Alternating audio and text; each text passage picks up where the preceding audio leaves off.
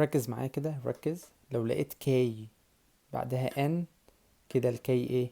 سايلنت، مش هننطقها. الكي بعدها ان، الكي تعتبر ايه؟ سايلنت، يعني لا تنطق. مثل know، ما اقول I know، انا عارف. I know that، انا عارف ده. ما تقولش know، لا. no no I don't know، I know. ما تقولش بقى know. الكي هنا silent. knee، knee اللي هي ركبة، knee وليس knee، لأن الكي هنا إيه؟ silent. knife، knife سكينة. night، night اللي هو إيه؟ فارس.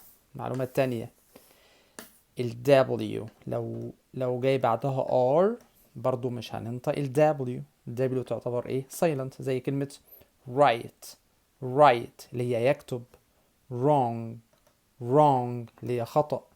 wrap، wrap، wrap يلف أو يغطي. wrist، wrist اللي هو الwrist. اوكي، right، wrong، wrap، wrist. يبقى ملخص المعلومة ان الكي بعدها ان، الكي is silent.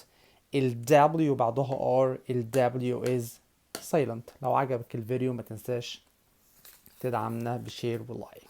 اوكي، لو حد يعرف اي كلمة فيها كي ان والكي is silent يكتبها لنا، وادينا برضو بال WR. السلام عليكم ورحمة الله وبركاته.